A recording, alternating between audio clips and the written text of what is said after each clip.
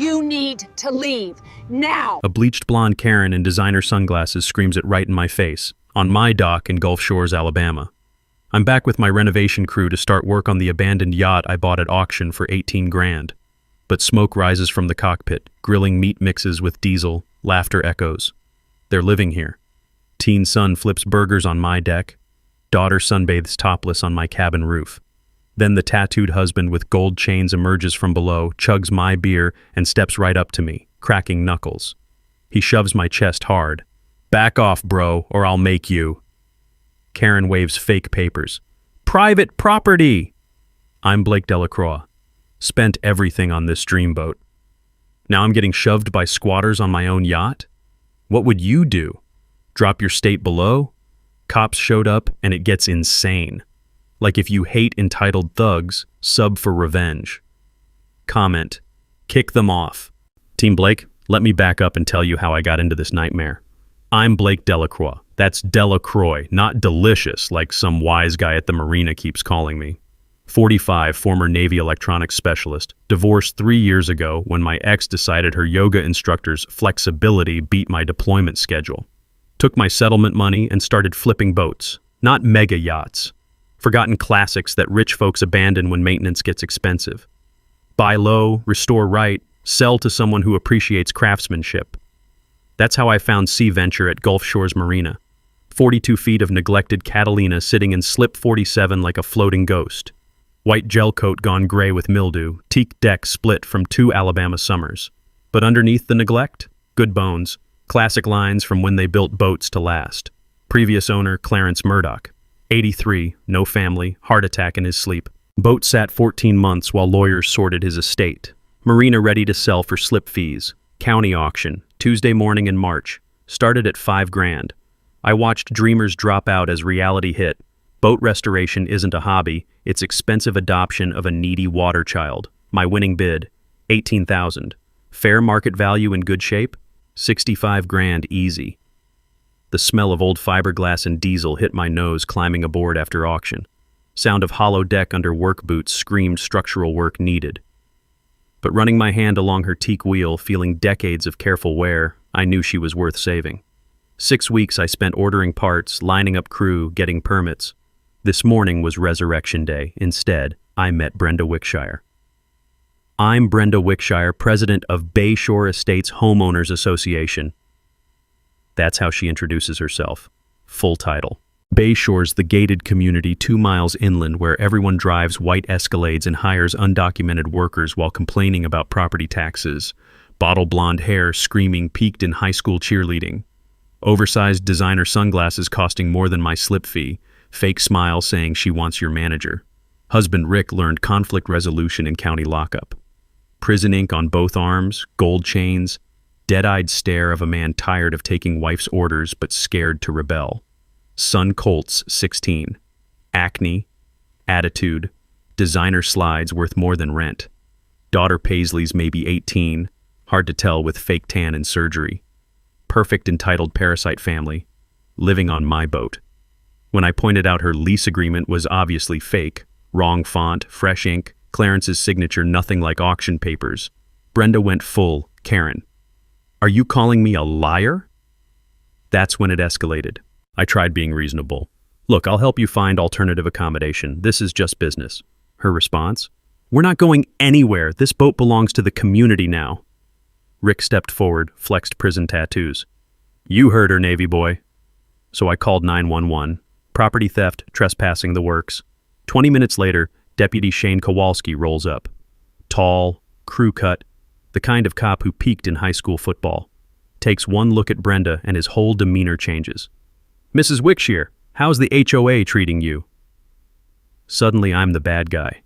Brenda's crying about developer harassment and affordable housing crisis, shows her fake lease. Deputy barely glances at my legal documents.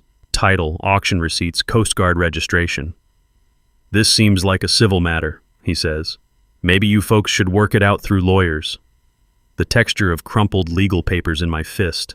The sound of Brenda's fake sobbing mixed with diesel engine hum from nearby boats. The smell of her expensive perfume couldn't hide the stench of corruption. Officer, I said carefully, These people are committing maritime theft. Deputy Kowalski's hand moved to his belt. Sir, I'm going to need you to calm down and step back from Mrs. Wickshire.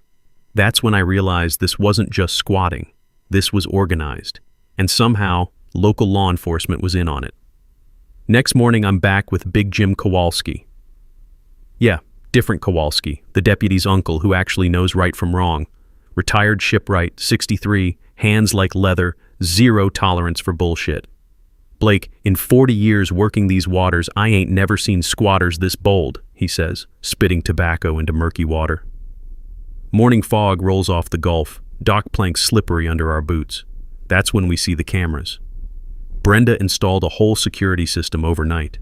Cameras, motion sensors, bright yellow signs, private property, surveillance in use. Like Fort Knox instead of my stolen boat. But here's the kicker. White news van in the marina lot. Reporter Jessica Vance setting up with Brenda as the star. The smell of creosote and salt air hits my nose as we approach. Pelican calls should be peaceful, but my blood pressure spikes with every step. Jessica's already rolling live. This is a heartbreaking story of affordable housing crisis meets corporate greed. Behind me, a working family faces eviction by a wealthy developer. Wealthy developer? I almost choke. Brenda's crying real tears. My family lived on this boat over a year. We have legal lease with Mr. Clarence Murdoch. Now this man wants to kick us out for profit. Academy Award performance right there. Time for my entrance. I walk into frame carrying thick manila folder. Ma'am, before you broadcast this, you need facts. I spread documents on DocBox. Coast Guard title, auction receipts, slip payments. This vessel was abandoned 14 months after Murdoch's death. I bought it legally. These people moved aboard 3 days ago. Back in Navy training, they taught us maritime law basics. Something about squatting on documented vessels being federal piracy, 20-year sentences. Never thought I'd need that knowledge, but here we are. Jessica reviews my papers. You can see wheels turning. She's been played. Mrs. Wickshire, your lease shows dates after Mr. Murdoch's death? Nuclear Brenda time. This man is harassing my family. He probably forged documents. Here's where it gets good. I pull out my phone, show Jessica marina security footage. Harbor Master's cameras. Empty boat for 13 months straight. Then 3 days ago, Brenda's Escalade with U-Haul trailer. Crystal clear timestamps. Empty boat, then sudden family invasion. She claims adverse possession after 1 year, I explain, but that requires open, notorious use. You can't claim something you've been hiding in. Rick steps forward, chest puffed. You calling my wife a liar, boy? I'm calling her a criminal. Touch me like yesterday, you'll join her in federal custody. Big Jim moves beside me, old guy still intimidating. Rick, I knew your daddy. He'd be ashamed. Deputy Kowalski rolls up again. But Jessica's camera is live, can't play favorites without looking corrupt. What's the situation? He asks, trying to sound official. Jessica pounces. Deputy, we have timeline discrepancies in Mrs. Wickshire's claims. Maritime vessel occupancy laws? Now he's sweating. On camera with federal documents, can't play favorites. But Brenda's got moves. Pulls out phone, starts live streaming to HOA Facebook. Everyone see how this developer uses violence and intimidation against working families. 50 comments in minutes. Public opinion mob forming. This woman doesn't just steal boats. She's master manipulator who turned victim playing into art form. Then the real twist hits. Sound of approaching engines makes us look up. 3 more boats heading our way, flying "Support Working Families" banners. Brenda didn't just call news. She organized a flotilla. What the hell? Big Jim mutters. First boat ties up, and out steps elderly woman with walker. I'm Ethel Morrison from Seniors for Social Justice. We're here to protect this family from corporate harassment.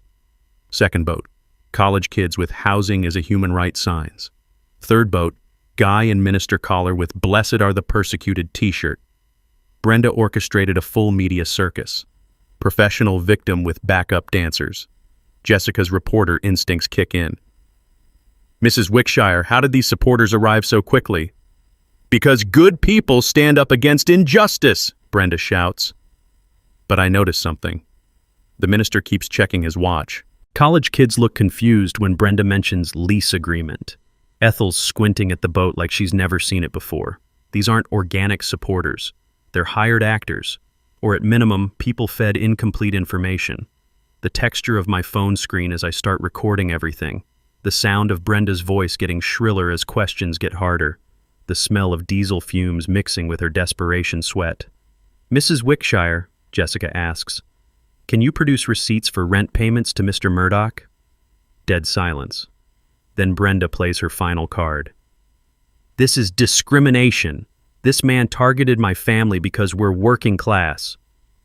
The crowd murmurs support, but Jessica's not buying it anymore. Neither is Deputy Kowalski, who's starting to realize his reputation's on live television. That's when my phone buzzes with a text that changes everything. My phone buzzes with a text from Diana Castellanos, maritime attorney I contacted yesterday. Former Coast Guard JAG, now specializing in vessel theft. Her message, "Found something, call now." I step behind the marina office, away from Brenda's circus. Diana answers immediately. "Blake, this woman's a professional. 5 similar cases in 3 years. Estates in probate, elderly owners, distressed sales. Same pattern every time. Move in, claim rights, settle out of court when owners can't afford legal fights." The smell of diesel fuel from the pump dock mixes with my rising anger. "How much?" $40,000 from a Tennessee lake house last year. Always the same witnesses, fake docs, sob story about working families. It's a business model. Through the office window, I watch Brenda gesturing dramatically at her supporters, probably spinning more lies about evil developers trying to steal her home. "She's not desperate," Diana continues. "She's a predator who targets vulnerable property owners. File federal charges immediately. Wire fraud, conspiracy, maritime theft. With her pattern, we can seize everything she bought with illegal proceeds." I return to find Jessica asking harder questions. Brenda's supporters looking confused. "Mrs. Wickshire, if you've lived here over a year, where are your utility bills? Mail delivery? Voter registration?" Brenda stumbles. "We live simply, off-grid, cash only." Elderly supporter Ethel raises her hand. "Honey, didn't you say you had a lease? Paying rent?" "Yes, $200 monthly." "To a dead man?" Big Jim calls out. "For 14 months after he died?" The texture of splintered dockwood under my palm as I lean against the railing, watching Brenda's story crumble in real time. College kids whisper among themselves. The minister checks his phone like he's Googling maritime law. Rick steps forward aggressively. "Everybody back off. You want harassment? This is harassment."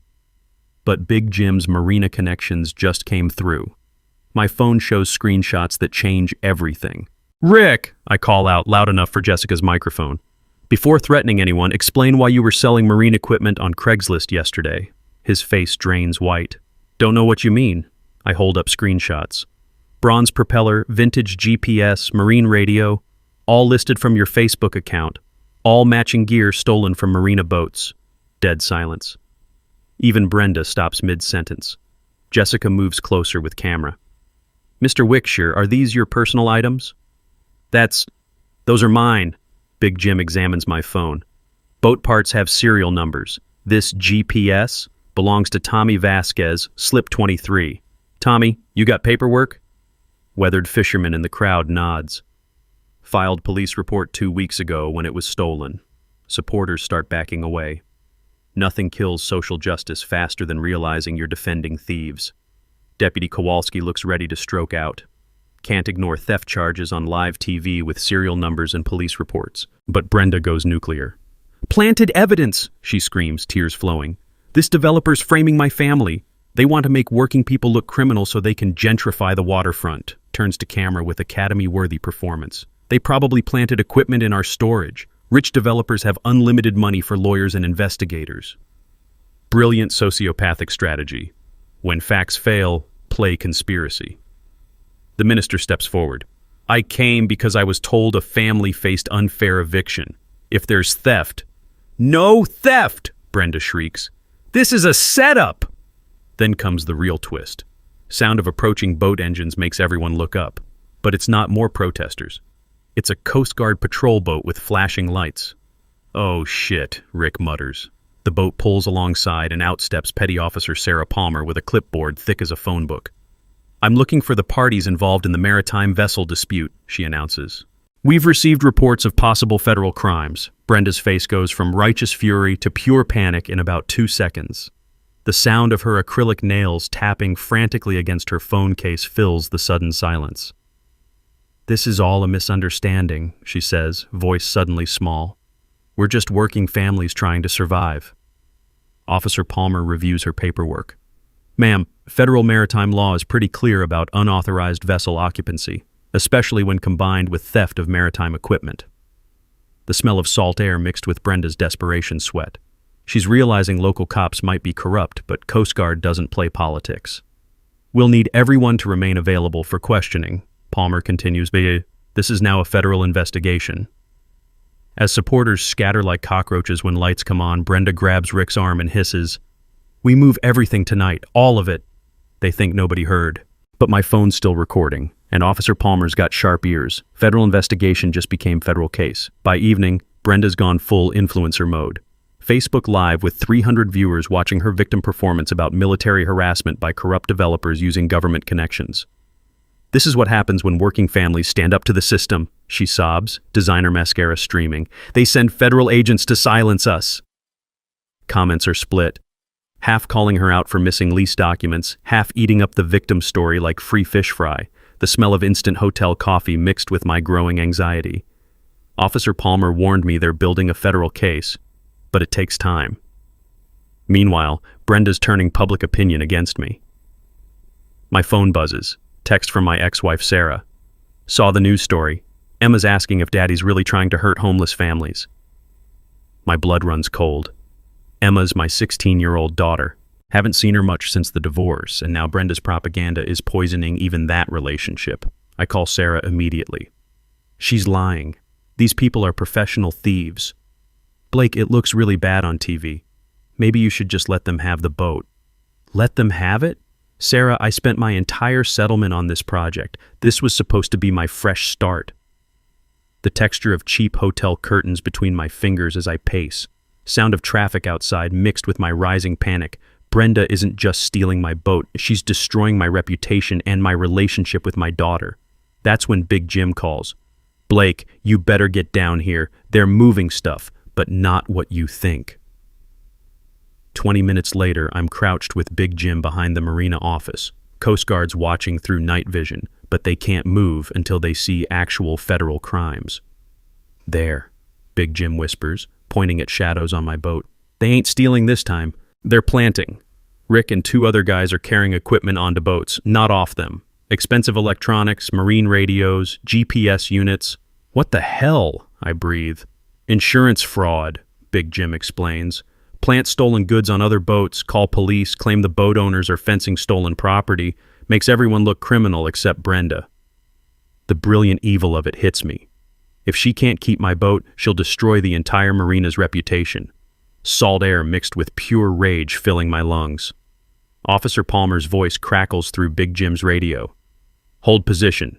We need them to commit the federal crime on camera." But here's where it gets personal. Rick approaches my boat with a bag full of electronics, not stealing from me, planting evidence on me. They're going to frame me as the real thief. Sound of footsteps on my deck mixed with the lap of waves against hulls. They're in my boat, planting stolen goods in my cabin. "This is it," Rick says, loud enough for our equipment to catch. "Tomorrow we call police, tell them we saw the Navy guy moving stolen stuff. With his military record, they'll believe he's running organized crime." My hands clench into fists. Military record? They've been investigating my background. Then Brenda's voice carries across the water from the dock. "Make sure you put that GPS where police will find it easy. I want this bastard in federal prison." Federal prison. For crimes they committed. The smell of marina diesel mixed with my own sweat. The taste of copper in my mouth from clenched jaw. They're not just stealing my boat. They're trying to destroy my entire life. Agent Rodriguez signals through the darkness. "We've got enough. Moving in 60 seconds. But before they can move, another boat pulls up. Not Coast Guard. Civilian speedboat with 3 more guys. Reinforcements. "Shit," Big Jim mutters. "This is bigger than we thought." The new arrivals start unloading serious equipment. Industrial cutting torches, crowbars, sledgehammers. This isn't evidence planting anymore. Leader of the new crew approaches Rick. "Change of plans. Louisiana lady says burn it all. Insurance will pay more than theft charges cost." My heart stops. They're going to burn the marina. destroy dozens of boats just to cover their crimes. The sound of gasoline being poured echoes across the water. Smell of fuel vapor mixing with night air. They're actually going to do it. "Chen, they're about to commit arson," I hiss into Big Jim's radio. But the Coast Guard's still 60 seconds out, and it only takes 10 seconds to light a match. Rick pulls out his phone, starts filming. "This is for you, Navy boy. Hope you like watching your dreams burn." The texture of dockwood under my palm as I start to move. Big Jim grabs my arm. "Blake, don't. Federal agents are coming." But they're not coming fast enough. And these psychopaths are about to burn down everything I've worked for, everything this marina community has built. Sometimes you have to choose between following orders and doing what's right. I choose right.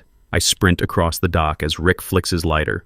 "Fire! Marina fire!" I scream, hoping to wake every boat owner. Rick spins, flame dancing. "You just signed your death warrant, Navy boy." I tackle him as he drops the lighter toward gasoline-soaked deck. We crash into dock railing, lighter spinning through air in slow motion. The tiny flame hits water with a hiss that sounds like my last breath. Gasoline spreads across wooden planks, fumes rising. One spark and this whole place becomes a floating crematorium. Big Jim hits marina fire alarm. Sirens wail as boat owners emerge in pajamas, confusion turning to panic when they smell fuel vapors. Coast Guard floods dock with light. "Federal agents, hands up!" Rick's crew tries to scatter, but dock's a dead end. Rodriguez and his team surround them in seconds. In our struggle, something spilled from Rick's jacket. Waterproof case, contents scattered across wet planks. I grab papers before wind takes them. Legal documents. Clarence's shaky handwriting. "Officer Palmer," my voice cracks. "You need to see this." She approaches while her team cuffs the arsonists. Smell of gasoline mixed with salt air. Sound of Miranda rights being read. "Real will," I whisper, hands trembling. Dated 6 months before Clarence died. Chen reads by flashlight. Sea venture to be sold at public auction. Proceeds to Gulf Coast Marine Wildlife Sanctuary. Her expression hardens. This destroys Brenda's entire story, but there's more. Leather journal, pages yellow with age. Clarence's careful documentation of months of hell. "Listen," I read aloud as marina residents gather. "March 15th, Brenda demanding I sign over boat as payment for her checking on it. Says she'll report illegal liveaboard unless I cooperate." The texture of soft leather binding, still warm from Rick's jacket. Sound of gentle waves against hulls mixing with shocked whispers. March 28th. Found Brenda aboard without permission. She claims squatters' rights, threatens to forge documents. Changed locks, but she keeps returning like a nightmare. Captain Mike steps forward. Clarence mentioned harassment, didn't know it was this bad. Pages get darker. April 2nd. Brenda brought official papers, demanded signature on transfer. When I refused, she said accidents happen to old men living alone on boats. The crowd inhales sharply. That's criminal threatening. April 12th. She showed me forged lease with my signature. Planning to steal boat after I die. Rewrote will. Boat must help marine wildlife, not criminals. My voice breaks reading the final entry, dated 1 week before his death. I'm scared. Brenda knows about my heart condition, keeps asking about my medication. She watches my routine, knows I'm alone every night. If something happens to me, people need to know this woman is dangerous. Changed will again. Maybe something good can come from my death. Silence. Just diesel engines and distant foghorns. Floyd Hutchins, harbor master, speaks quietly. Clarence came to me 4 times about her. Said she was stalking him. I thought age was making him paranoid. She didn't just know he would die, Big Jim realizes. She was waiting for it. Agent Rodriguez finishes scanning journal pages. This suggests conspiracy, elder abuse, possibly homicide. We need to examine that heart attack. That word, homicide, cuts through salt air like ice. Officer Palmer approaches Brenda, who's been silent since arrest started. "Ma'am, you're under federal investigation for conspiracy, fraud, elder abuse, and possible murder." Brenda's designer mask finally shatters. "He was dying anyway, heart problems, we needed somewhere to live, and he was just going to rot on that boat." Dead silence. 30 witnesses just heard her confess to targeting a dying man. "You watched him die," I say quietly. Watched and waited like a vulture. "It's not murder if nature does it," she screams. Even her own supporters are backing away now. Justice isn't just coming for Brenda Wickshire, it's already here. 3 days later, I'm in the marina workshop with the best crew money can't buy. Big Jim's ancient toolbox open, Rosa Martinez testing electrical systems, Pete Patches O'Connell covered in diesel grease to his elbows. But we're not just restoring a boat, we're building a trap. Blake, Diana says over speakerphone, federal prosecutors want maximum impact. They're arranging a public confrontation at next week's Marina Association meeting. The smell of teak oil and marine varnish fills the air as I sand Sea Venture's wheel. Sound of Rose's drill mixing with Pete's cursing over the rebuilt diesel engine. Here's the thing, Diana continues. Brenda's lawyers are claiming she's the real victim. Elder abuse? They say Clarence was manipulating her, promising her the boat, then changing his mind. Big Jim spits tobacco into a can. That woman could spin cow shit into chocolate cake. So we need undeniable proof, I say. Something she can't lie about. That's where Rose's electronics expertise becomes golden. What if we wire the boat for complete audio-visual recording? Hidden cameras, directional microphones, the works. I pause, sanding. Why? Because predators can't help themselves, she explains, connecting new navigation wires. Put Brenda back on this boat with cameras rolling, she'll confess to everything. They always do. The texture of sandpaper against weathered fiberglass as I consider the plan. That's entrapment. No, Diana corrects through the speaker. Entrapment is making someone commit a crime they wouldn't normally do. We're just recording her natural behavior. Pete emerges from the engine compartment, black grease streaked across his forehead like war paint. What's the technical side? How do we make this bulletproof? Rosa grins. Marine electronics are designed for harsh conditions. Waterproof cameras smaller than your thumb, wireless transmission to shore-based recording. She'll never know she's being filmed. Here's a knowledge nugget from my Navy days. Maritime surveillance equipment has to survive salt spray, vibration, and temperature extremes. The same tech that tracks submarines works perfectly for catching boat thieves. Professional-grade surveillance gear is surprisingly affordable and easy to hide. There's more, Diana adds. I talked to the other victims. They want to be there when Brenda faces justice. All 5 families, live and in person. The workshop fills with purposeful energy. This isn't just about my boat anymore. It's about every elderly person targeted by predators like Brenda. Big Jim starts installing hidden camera mounts disguised as traditional marine hardware. 40 years working boats, and this is the most important project I ever done. Pete's rebuilding the engine with parts donated by suppliers who heard Clarence's story. This diesel's going to purr like a kitten. Old man deserves the best. But the real genius comes from Floyd Hutchins, who appears with a devious smile and a clipboard. Marina Association meetings Thursday night, he announces. I'm making Brenda an offer she can't refuse. What kind of offer? I ask. One final chance to negotiate before federal trial. Come aboard Sea Venture, state her terms for settlement. Make it look like she's got leverage. The smell of marine paint and honest sweat as I understand the setup. She'll think she's in control. Exactly. Pride comes before the fall, and this woman's got pride in buckets.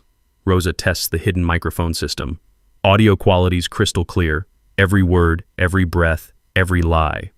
Here's something most people don't know about federal evidence standards. Recordings must be unedited, time-stamped, and stored on tamper-proof systems. Rosa's setting up equipment that meets FBI forensics requirements. Legal recordings require professional-grade chain-of-custody documentation. What about backup? Pete asks, installing new through-hull fittings. What if she suspects something? Diana's voice crackles with satisfaction. Coast Guard's providing perimeter security. If she tries to run, they'll intercept. If she tries to sabotage evidence, that's federal obstruction charges. The texture of restored teak under my palm, smooth as glass after hours of careful sanding. Sound of seagulls mixed with workshop machinery. Smell of salt air and righteous purpose. There's one more thing, I say quietly. Clarence's journal mentioned she threatened other elderly boat owners. What if she's done this before we knew about it? Big Jim nods grimly. Marina's got boats sitting empty for months. Owners in nursing homes, kids who don't visit, perfect targets. So we make her confession public, Rosa suggests. Not just about Clarence, but about her whole operation. Floyd checks his clipboard. Marina Association meetings got standing room only. Local news, federal agents, 5 victim families, and every boat owner between here and Mobile. The workshop falls quiet except for waves lapping against hulls outside. She thinks she's facing one boat owner and his lawyer, I say. She's actually facing an entire community that's tired of predators. Pete grins, diesel grease making him look like a mechanical pirate. Lady picked the wrong marina to mess with.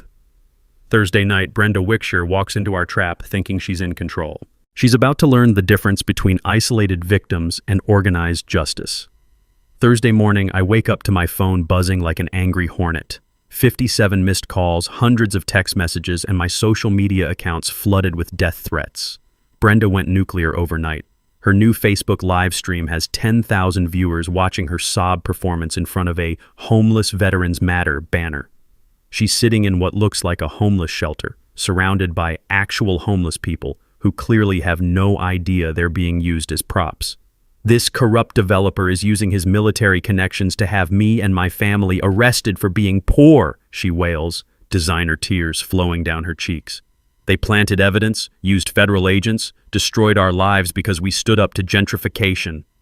The smell of cold coffee and anxiety sweat fills my hotel room as I scroll through comments. Thousands of people buying her victim act, sharing her story, calling for my arrest. Then the real punch to the gut comes, my ex-wife Sarah calling at 7 a.m. Blake, Emma's not going to school today. Kids are saying her daddy's a criminal who beats up homeless families.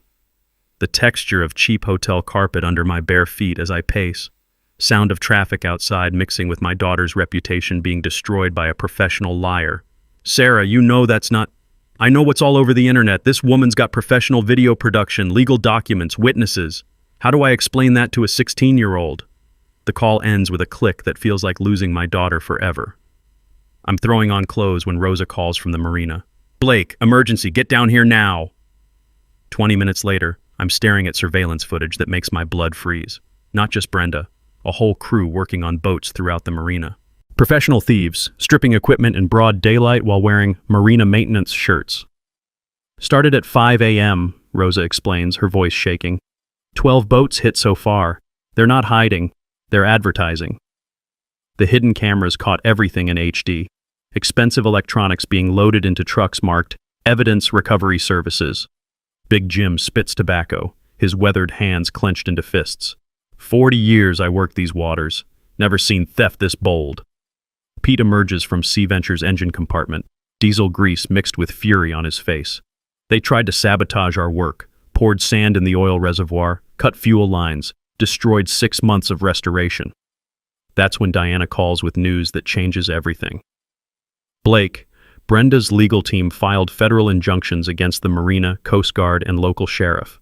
They're claiming civil rights violations, demanding all evidence be sealed pending investigation.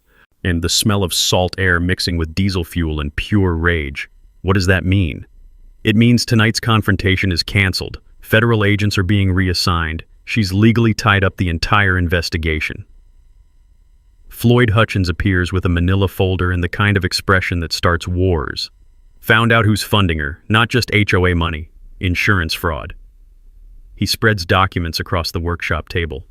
Bayshore Estates filed claims on 47 boats over 3 years, all mysterious thefts, all while Brenda was HOA president. The texture of insurance paperwork under my fingers as the scope becomes clear. This isn't random crime. It's systematic insurance fraud using an entire gated community as cover. Gets worse, Floyd continues. Half those boats weren't actually stolen. They were hidden, repaired, sold through shell companies. Brenda's been running insurance scams for years. Rosa pulls up financial records on her laptop. 2 million in fraudulent claims. The whole HOA board is involved. But here's the real twist that nobody saw coming. Sound of approaching helicopters makes us look up. Not news choppers, federal law enforcement.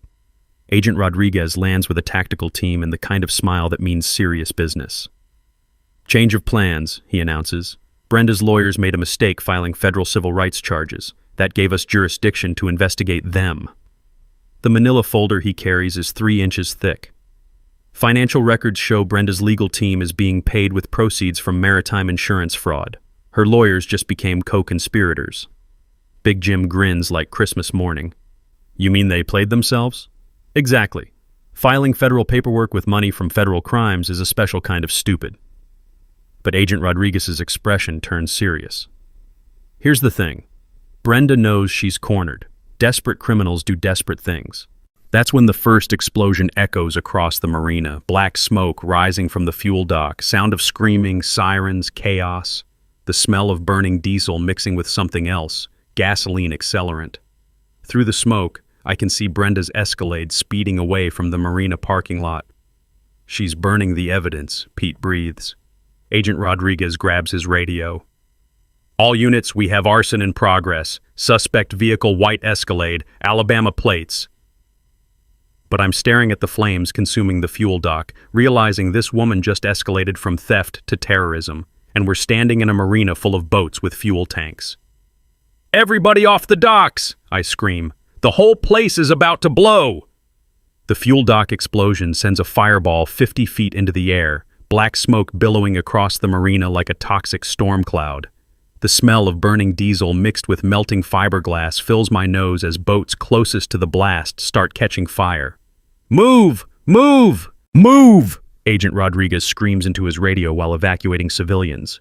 But through the chaos, I spot something that makes my blood freeze. Brenda's white Escalade hasn't left. It's parked behind the marina office, and she's walking back toward the docks carrying what looks like a military-style bag. "Rodriguez!" I grab his arm, pointing through the smoke. "She's not running. She's finishing the job." The sound of secondary explosions as fuel tanks on burning boats start detonating. Heat from the flames mixing with salt air and pure terror as we realize this isn't just arson, it's attempted mass murder. Rosa emerges from the smoke coughing, her electronics equipment slung over her shoulder. "Hidden cameras caught everything. She used thermite charges on the fuel lines. This is professional demolition." Thermite, military-grade incendiary that burns through steel like butter. Where the hell did a HOA president get thermite? That's when Big Jim appears through the smoke carrying an unconscious elderly man. Tommy Vasquez was trapped on his fishing boat. Smoke inhalation. We need paramedics. The texture of scorching dock planks under my feet as I help carry Tommy to safety. Sound of sirens approaching mixed with the crackle of burning fiberglass. Marina residents evacuating in pajamas, some crying, others helping neighbors escape. But Brenda's not done. Through the smoke, I see her approaching Sea Venture with her bag of destruction. She's going to blow up Clarence's boat, destroy the evidence, and kill anyone trying to stop her. "Diana!" I shout into my phone. "Brenda's got explosives. She's trying to destroy Sea Venture. Blake, get out of there. Let federal agents handle it." But federal agents are busy evacuating civilians and fighting fires. Nobody's watching the real target. I grab a fire extinguisher and start moving through the smoke toward my boat. The heat's intense, visibility near zero, but I can hear Brenda talking to someone on her phone. "Yes, I understand the risks," she's saying, "but we can't let that journal reach federal court. Burn it all." Journal. She's talking about Clarence's journal, the evidence that proves her elder abuse pattern. The smell of melting plastic and burning rope as I get closer. Sound of Brenda's voice mixing with the roar of flames behind us. "The insurance money will cover our legal fees," she continues. "Make it look like the Navy guy caused the explosion. PTSD, military explosives training, veteran goes crazy. They'll buy it." She's planning to frame me for the marina fire. Brilliant and psychotic. That's when I see her planting devices on Sea Venture's fuel tank. Not just thermite, she's got enough explosives to take out the entire eastern section of the marina. The texture of hot metal railing as I climb aboard quietly. My military training kicks in. Assess threat, neutralize danger, protect civilians. But Brenda hears me coming. "Blake Delacroix," she calls out without turning around, still working with her explosives. "The hero veteran who couldn't handle civilian life. Brenda, there are innocent people here, elderly folks, kids visiting with their families." She finally turns and I see madness in her eyes. Designer sunglasses are gone, blonde hair singed from the flames, expensive makeup running with sweat and tears. "Innocent? Nobody's innocent. Clarence wasn't innocent. He was a bitter old man hoarding resources while working families suffered." The sound of timer devices beeping as she arms more charges. "You're not innocent, using military connections to destroy honest people. Honest people don't murder elderly boat owners." "He was dying anyway," she screams. His heart medication, his isolated lifestyle, nature was going to take him. I just helped the process along. There it is, confession to murder, on tape, with witnesses. But she's not finished. "The marina isn't innocent either. Luxury slips for rich people while working families can't afford housing." She pulls out a dead man's switch connected to enough explosives to level half the marina. "You want to be a hero, Blake? Save everyone by letting me walk away. Drop all charges, give me Clarence's boat, and nobody else dies. The texture of Clarence's restored wheel under my palm, the sound of distant sirens mixing with nearby flames, the smell of salt air and approaching death. Or, she continues, finger hovering over the switch, I let go of this button and turn this whole marina into a memorial for working-class justice. Through the smoke, I can see federal agents organizing a perimeter, but they're too far away. Coast Guard boats approaching, but not close enough. It's just me, a dead man's boat, and a woman who's murdered before and won't hesitate to kill again. What's it going to be, hero? The sound of beeping timers counting down to mass destruction. Brenda, I say quietly, hands visible, backing toward the bow. You're right about one thing. I am a hero, but not the kind you think. Her finger hovers over the dead man's switch, sweat dripping onto the device. The smell of burning fiberglass and diesel fuel fills the air as flames spread across the marina behind us. 20 years Navy electronics, remember? I know explosives, and I know that switch you're holding. She blinks, confusion flickering across her manic expression. That's a training device, dummy switch for demolition practice. Your thermite charges are real, but that trigger, plastic, and LEDs. You got played by whoever sold it to you. The beeping isn't synchronized. Real triggers don't beep. That's Hollywood nonsense. But Brenda's panic has made her sloppy, and whoever supplied her equipment took advantage. You're lying! But doubt creeps into her voice. That's when the cavalry arrives. Sound of Coast Guard boats roaring up to our slip, federal agents rappelling from helicopters, and something beautiful. Live television crews capturing everything in HD from multiple angles. Jessica Vance's voice cuts through the chaos via bullhorn. This is Channel 7 News broadcasting live from Gulf Shores Marina, where a hostage situation is developing. Brenda spins toward the cameras, and I see her realize the truth. She's not holding a dead man's switch. She's holding a prop, and now she's on live television threatening mass murder with a fake bomb. Mrs. Wickshire, Agent Rodriguez calls through his bullhorn, you're surrounded. Put down the device and we can talk. But Brenda's past talking. She drops the useless switch and pulls out something real. A flare gun loaded with incendiary rounds.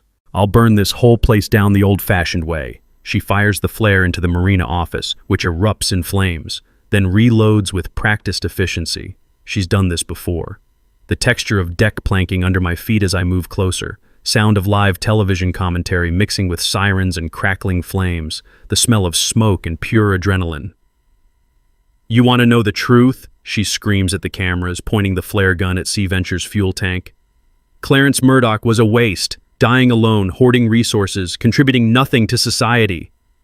Agent Rodriguez tries to move closer, but she swings the flare gun toward him.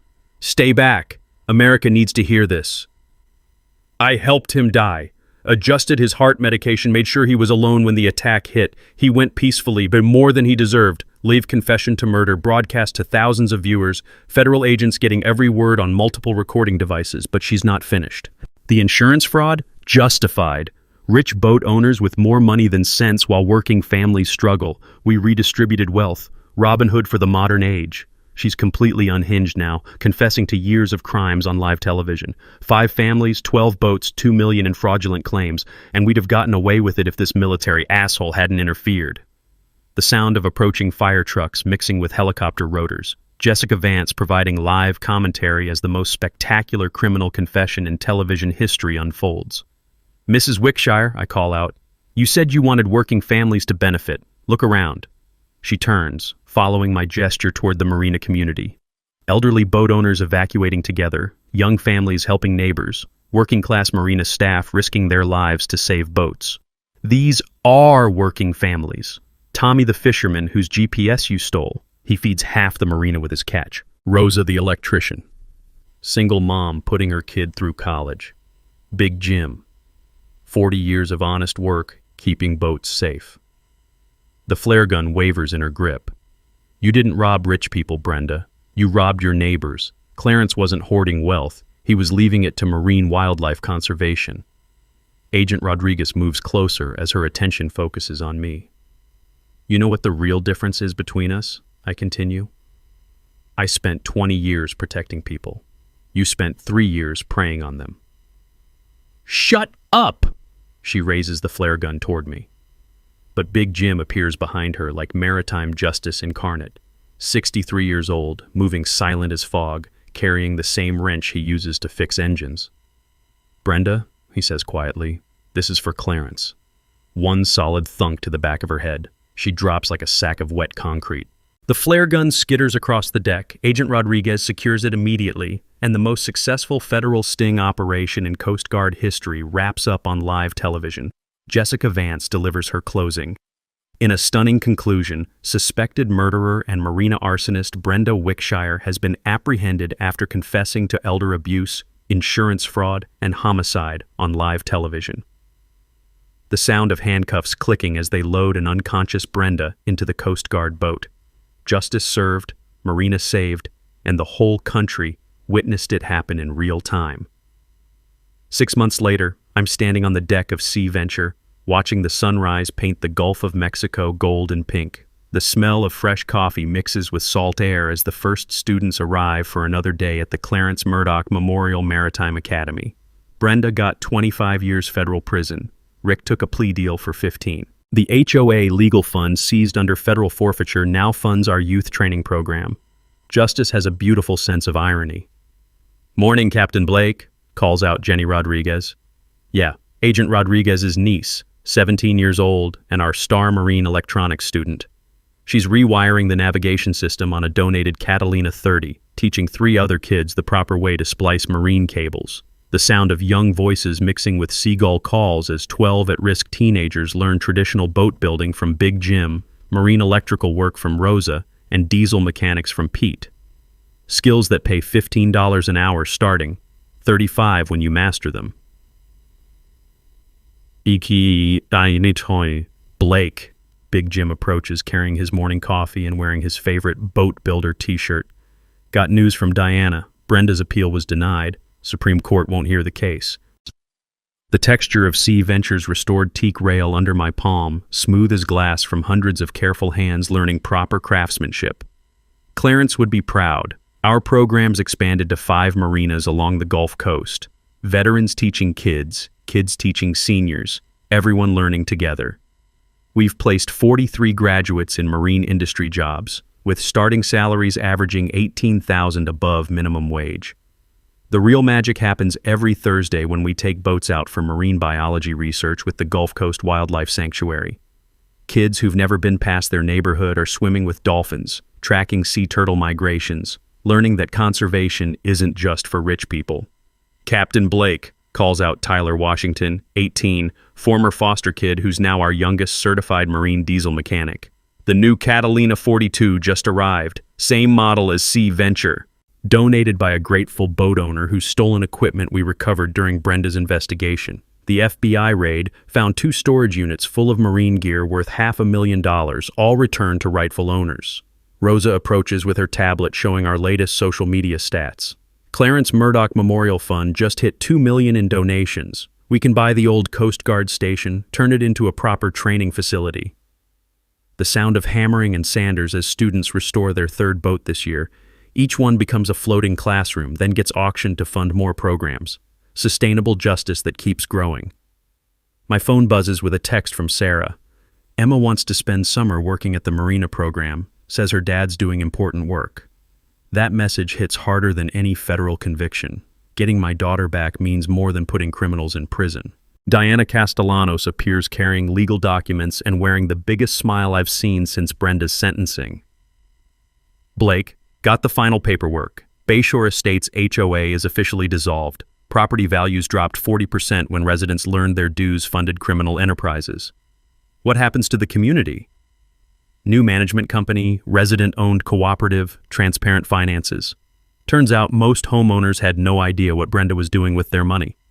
The smell of teak oil and fresh marine paint as students put finishing touches on their latest restoration project.